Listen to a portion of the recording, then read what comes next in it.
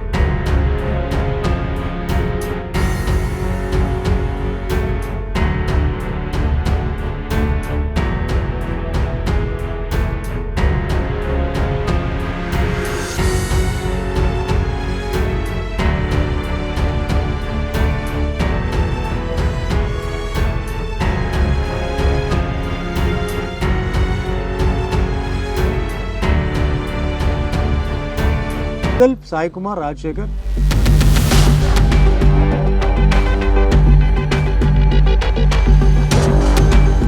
రాజశేఖర్కి ఏవైతే సినిమాలు పడ్డాయో ఆ సినిమాలన్నీ సుమన్ వే అని చెప్పి ఒక టాక్ ఉంది. అదో టాక్ ఒకటి వచ్చింది.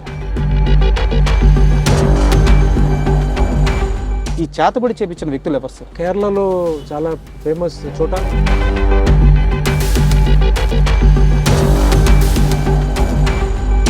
ఈ సంవత్సరంలో ఈ నెల ఇది, ఈ నెలలో ఈ వారం ఇది, వారంలో ఈ రోజు ఇది, అది జరిగి తీరాలి. అది జరిగి తీరాలి. మీరు జైలుకి వెళ్ళక ముందు ఒక పెద్ద రాజకీయ నాయకుడు, తమిళనాడులో ఒక పెద్ద రాజకీయ నాయకుడు మిమ్మల్ని పిలిచారని, ఆయన నొచ్చుకునేలా సమాధానం చెప్పారని, దానివల్లే మీరు జైలుకి వెళ్ళాల్సి వచ్చిందని, ఆ కేసు జరిగిన రోజు నుంచి మీతో పాటు ఒక వ్యక్తి కూడా సఫర్ అవుతున్నారు, మెగాస్టార్ చిరంజీవి గారు. ఇప్పుడు అది చిరంజీవిని పొగిడితే బాలకృష్ణ తట్టుకోలేడు, వాళ్ళిద్దరికీ పడదు, పైకి మాత్రం అలా మంచిగా ఉంటారు కానీ వాళ్ళిద్దరి మధ్య కొన్ని దశాబ్దాలుగా ఆ పోటీ క్లాషు అవన్నీ నడుస్తున్నాయని మొన్న గొడవతో చాలామంది వాళ్ళ ఇష్టం వచ్చినట్టు రాసేశారు. వాళ్ళిద్దరిని అతి దగ్గరగా ఎక్కువ కాలం చూసిన హీరో మీరు. వాళ్ళిద్దరి మధ్య ర్యాపో ఎలా ఉంటుంది సార్ అసలు? బాలకృష్ణ గారు జనరల్లీ కొంచెం మంచికి మంచి, చెడుకు చెడు, కొంచెం షార్ట్ టెంపర్డ్ సార్.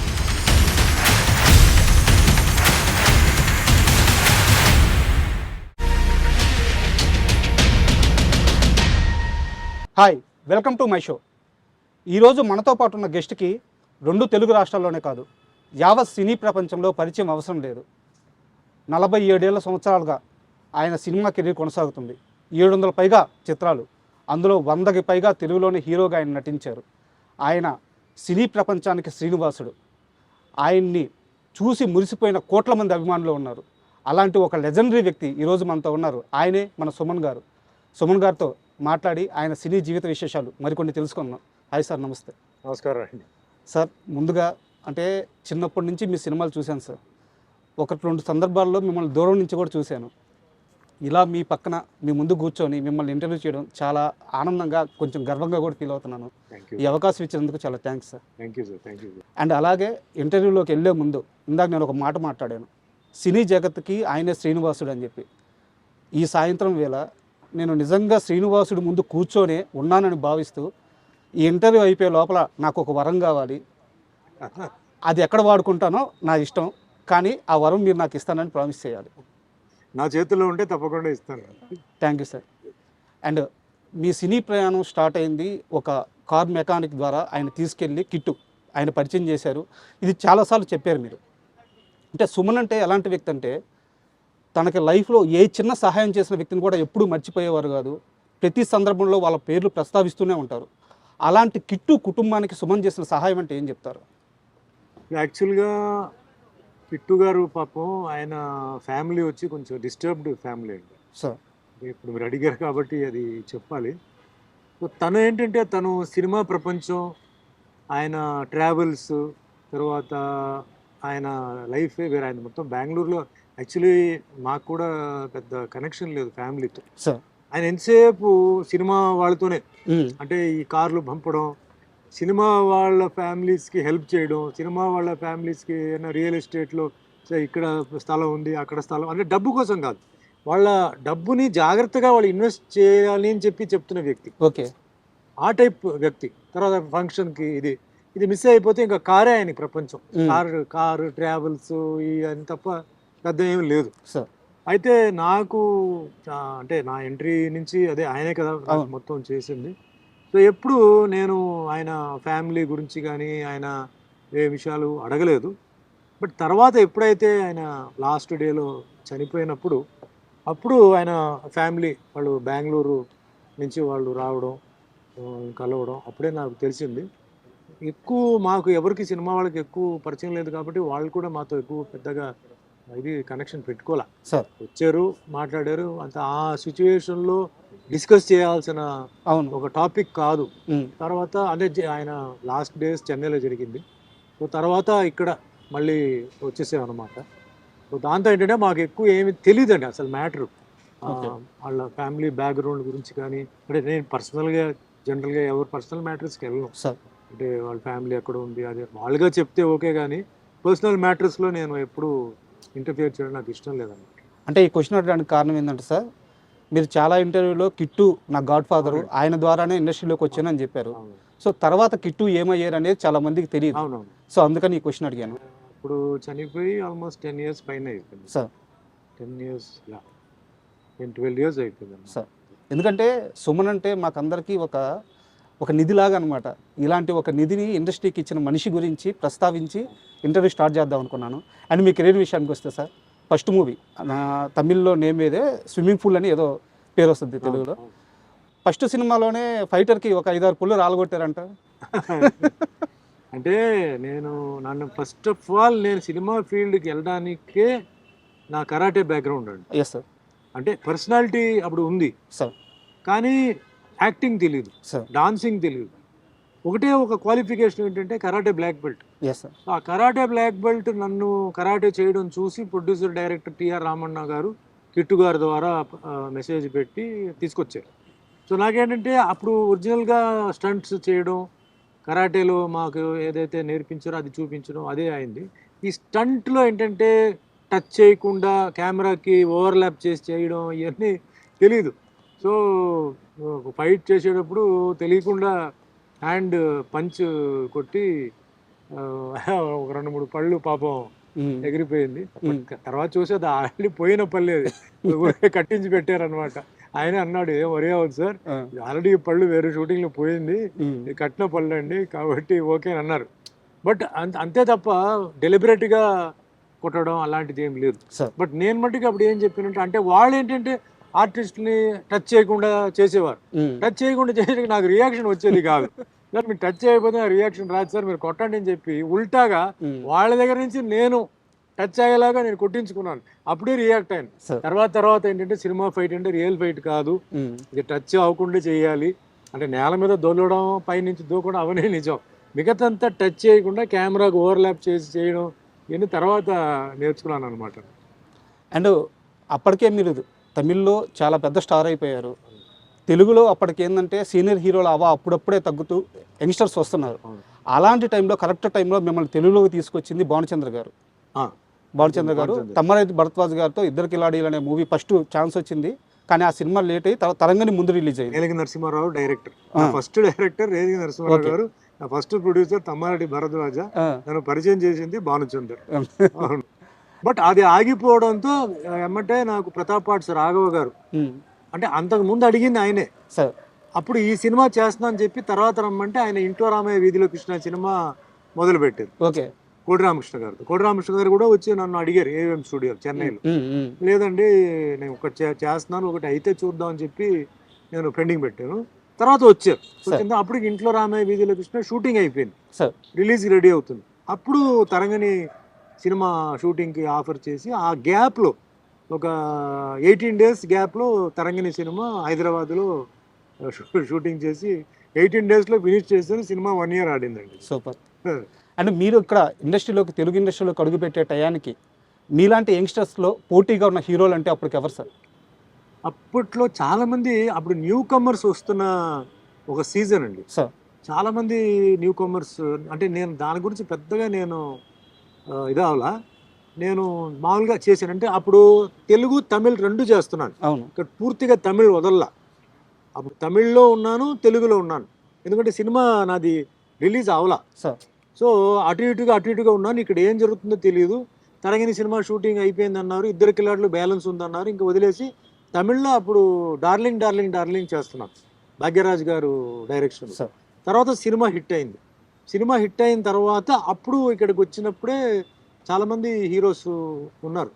అర్జున్ ఉన్నారు, చిరంజీవి గారు. సార్. చిరంజీవి గారు సీనియర్, సార్. ఓకే, ఆయన ఇండస్ట్రీలో ఉన్నారు. అర్జున్ నాకు తెలిసి భానుచందర్, సార్. తర్వాత అట్లా వచ్చారనమాట. శివకృష్ణ గారు అందరూ వచ్చారు హీరోలు. సార్ 1984లో ఒక హీరో రెమ్యునరేషన్ 4 నుంచి 5 లక్షలు. అప్పట్లో సౌత్లో ఏ హీరోకి ఆ రెమ్యునరేషన్ లేదు, ఒక సుమన్ గారు మాత్రమే ఆ రేంజ్ రెమ్యునరేషన్ తీసుకున్నారు అని చెప్తుంటారు, నిజమేనా? నాకు తెలియదు సార్. అంటే యాక్చువల్గా నేను డబ్బును పెద్దగా నేను చూసి చేయలేదు సార్. సార్. నాకు డబ్బు కొన్ని ప్రొడ్యూసర్స్ ఎక్కువ ఇచ్చారు, తక్కువ ఇచ్చారు. నేను అప్పుడు ఏంటంటే కెరియర్ని స్ట్రాంగ్ చేయాలని చెప్పేసి నేను మెయిన్గా సబ్జెక్టు, క్యారెక్టర్, ఎవరు సాంగ్స్ బాగా తీస్తారు, ఎవరు ఫైట్ బాగా తీస్తారని చెప్పి చేసేవాడిని. తర్వాత ఈ మార్కెట్ గొడవ అంతా నాకు తెలియదండి. సార్. మార్కెట్, సినిమా ఎంత కలెక్షన్ అయింది, మనం ఎంత అడగాలి, సినిమా పోయిందా మనం ఎంత అడగాలి, ఏం తెలీదు. ఒక ప్రొడ్యూసర్ వచ్చేసి ఎప్పుడు వచ్చాడు, సార్ స్టోరీ చెప్పండి. ఇప్పుడు కూడా అదే నేను చెప్పేది, సార్. స్టోరీ చెప్పండి, నా క్యారెక్టర్ చెప్పండి. అంటే సార్ డబ్బు ఎంత తీసుకుంటారు, అది పాయింట్ కాదు, నా స్టోరీ చెప్పండి, క్యారెక్టర్ చెప్పండి. అప్పుడు ఎన్ని రోజులు మీరు చేస్తారు, ఏం చేస్తారు, అప్పుడు కూర్చొని మాట్లాడతారు. ఇప్పుడు కూడా అదే, అప్పుడు కూడా అదే. సార్. డబ్బు నా లెక్కలో ఏంటి సార్, ఆటోమేటిక్గా మార్కెట్ పెరిగినప్పుడు అదే వస్తుంది సార్, మనం అడగాల్సిన పని లేదు, ఆటోమేటిక్గా. ఆ విధంగా నాకేంటంటే కొన్ని ప్రొడ్యూసర్స్ దగ్గర కొంచెం ఎక్కువ వచ్చింది, డబ్బు వచ్చింది, డబ్బు గురించి నేను పెద్దగా నేను చేయలే. బట్ కానీ అప్పట్లో అది రికార్డ్ అంట సార్. అంటే సౌత్లో మేబీ అప్పట్లో మొత్తం అన్ని లాంగ్వేజ్లో కలిపి ఏ హీరోకి కూడా ఆ రేంజ్ రెమ్యునరేషన్ లేదంట. లేదు సార్. అప్పుడు ఆల్రెడీ తమిళ్లో రజనీకాంత్ గారు, కమల్ హాసన్ గారు వాళ్ళందరూ హై రేంజ్లో ఉన్నారు అప్పుడు. తెలుగు ఈ జనరేషన్, సెకండ్ జనరేషన్ అంటే రామారావు గారు, నాగేశ్వరరావు గారు, కృష్ణ గారు, కృష్ణరాజు గారు, సోహన్ బాబు గారు తర్వాత బ్యాచ్ మేమే, మొత్తం బ్యాచ్.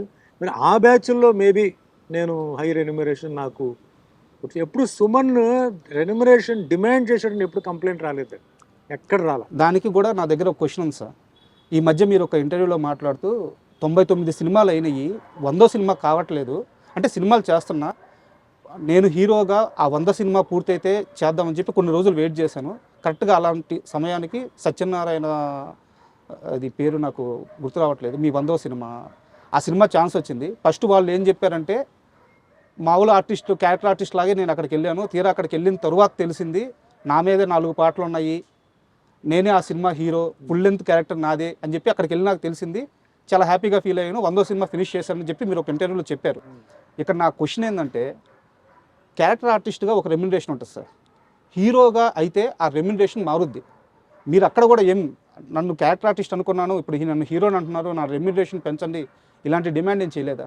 సినిమా ఫీల్డ్లో ఉండడానికి కొన్ని సూత్రాలు ఉన్నాయి, కొన్ని సీక్రెట్స్ ఉన్నాయి సార్.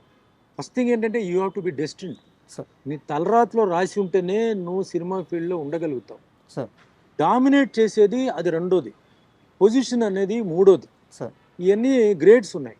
కానీ ఇండస్ట్రీలో ఉండాలంటే నీ తలరాతో చేతిరాతో ఉంటే తప్ప నువ్వు ఉండలేవు, ఒకటి. సెకండ్ థింగ్, నువ్వు అందరితో డార్లింగ్గా ఉండాలంటే ఫస్ట్ థింగ్ ఏంటంటే సెట్లో అందరితో మంచిగా ఉండాలి, ఫ్రెండ్లీగా ఉండాలి.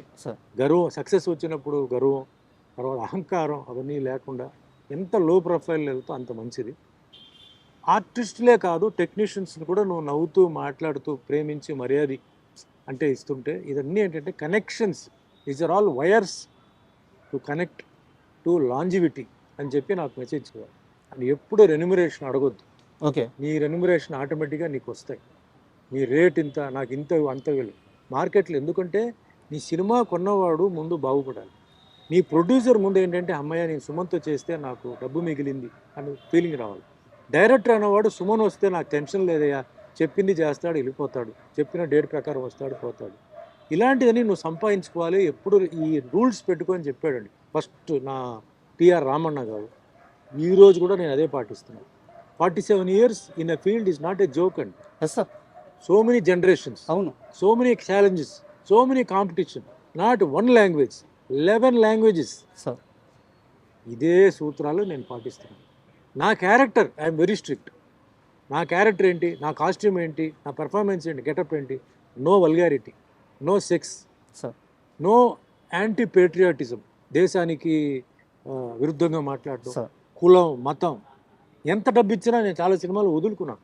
ఎంత డబ్బు ఇచ్చినప్పుడు డబుల్ మీనింగ్ డైలాగులు, సెక్స్ డైలాగులు, ఈ డైలాగ్ మానేశాను. ఖాళీగా ఉన్నాను ఇంట్లో. సార్ సుమన్ కొన్ని రోజుల్లో ఖాళీగా ఉన్నాడని కారణం ఏంటంటే అప్పుడు ఆ సీజన్ జరుగుతుంది.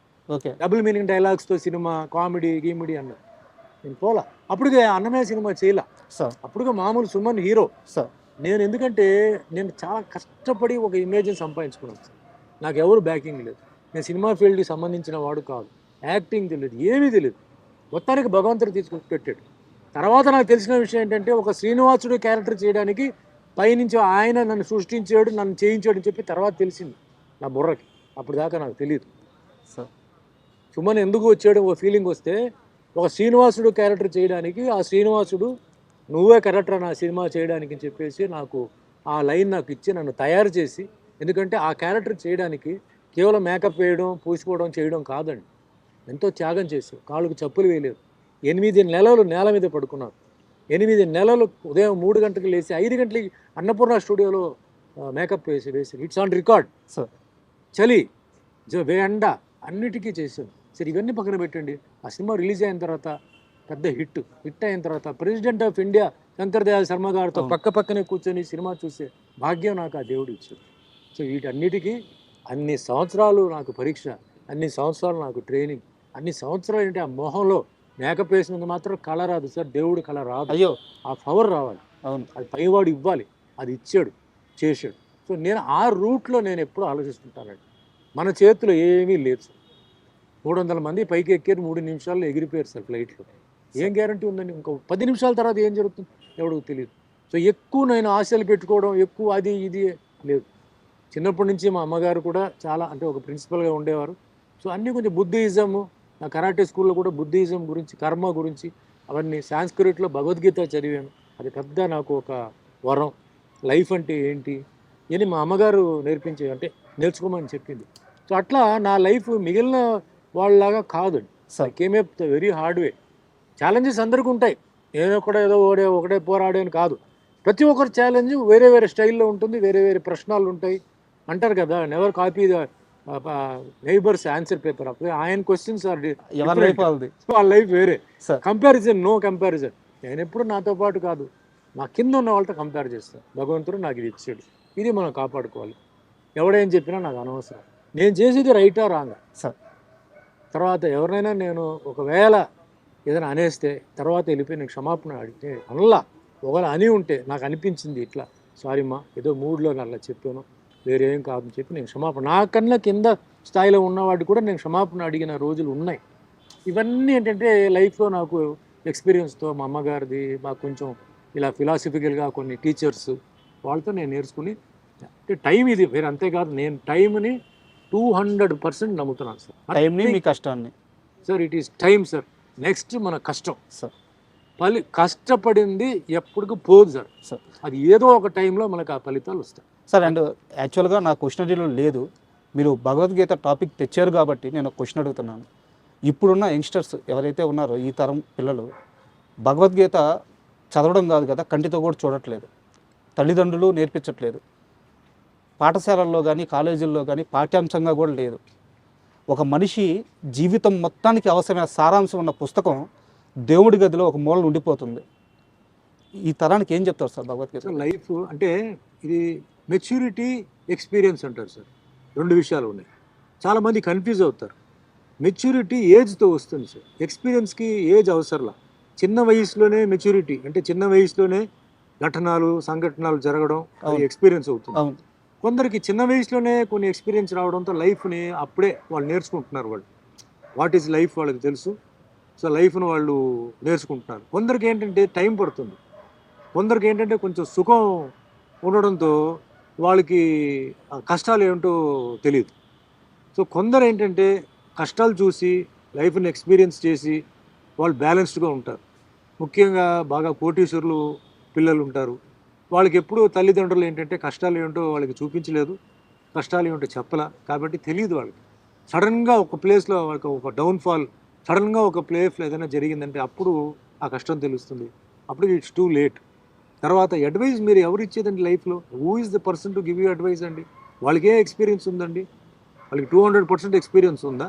వాళ్ళకు ఉన్న ఎక్స్పీరియన్స్తో మీకు వాళ్ళు అడ్వైస్ చేస్తారు. ప్రపంచంలో ఉన్న మొత్తం ఎక్స్పీరియన్స్ వాళ్ళకి లేదు, సార్. నాలెడ్జ్ వాళ్ళకి లేదు. భగవద్గీతలో మొత్తం ఉందండి. Yes sir. భగవద్గీతలో మనం కూర్చొని మనం అంటే సాంస్క్రిట్ చదవకరా, ఇంగ్లీష్ కూడా ఉంది. ఒక ఏజ్ వచ్చిన తర్వాతనే భగవద్గీత ఏమిటనేది తెలుస్తుంది. సార్. చిన్న వయసులో వాళ్ళకి తెలియదు సార్. చిన్న వయసులో అది అలా జరిగి ఉండేది, ఇలా జరిగింది, అది ఇది అంటారు, తెలియదు. That is immaturity. Sir. But maturity వచ్చినప్పుడు వాళ్ళు ఎవరిని అడిగితే మన కరెక్ట్ అడ్వైస్ ఇస్తారు? లాయరా, జడ్జా? కాదు, వాళ్ళు ఇస్తారు. వాళ్ళు ఇచ్చే ఇదేంటే బుక్ నాలెడ్జ్ ఉంటుంది, కొంచెం ప్రాక్టికల్ నాలెడ్జ్ ఉంటుంది. బట్ ప్రపంచంలో ఉంటున్న ఒక అడ్వైజర్, బెస్ట్ అడ్వైజ్ ఎవరంటే భగవద్గీత. అదేదో హిందూ రిలీజన్ అని కాదండి. Bhagavad Gita can be studied by a Muslim, by a Christian, by a Buddhist, by a Sikh, by a Jain, anybody. It is a book of knowledge of how to live life. Sir. నా ఎక్స్పీరియన్స్తో నేను చెప్తున్నా. చిన్నప్పుడు మా అమ్మగారు నేర్పించారు. ఎందుకురా మాకు భగవద్గీత ఎందుకు, ఇదేంటిది అన్నాను. అలాగే మా ఇంటి ఎదురులోనే కరాటే స్కూల్, చిన్న 6th క్లాస్లో వెళ్ళరా అన్నారు. కరాటే ఎందుకు, దేనికి ఇది అన్నారు. మెల్లిమెల్లిగా కరాటేలో ఉన్న బెనిఫిట్స్, మన ఫిజికల్ ఫిట్నెస్ ఎలా ఉంటుంది, మెంటల్ ఫిట్నెస్ ఎలా ఉంటుంది, బాడీ కండిషన్ ఎలా ఉంటుంది, అలాగే ఒక బ్లాక్ బెల్ట్కి వచ్చేటప్పుడు దాంట్లో ఉన్న విషయం తెలుసుకున్నాను. మనలో ఉన్న ఒక పేషెన్స్, కామ్నెస్, ఎన్నిసార్లు కింద పడినా కూడా లైఫ్లో మనం లేచి నిలబడి మనం ఫైట్ చేయవచ్చు, ట్యాకిల్ చేయవచ్చు. తట్టుకునే శక్తి మనకి కావాలంటే martial arts. Discipline, devotion, dedication, daringness లైఫ్లో అదన్నీ ఒక మెథాడికల్గా నేర్పించేది నాకు martial arts. Book of knowledge, లైఫ్ని ఎలా ముందుకు తీసుకెళ్ళాలి చెప్పింది నాకు భగవద్గీత. Super sir. అండ్ ఒక్కసారి ఎర్లీ 80sలోకి వెళ్తే సార్, అప్పట్లో మీరు ఒక స్టేట్మెంట్ ఇచ్చారు.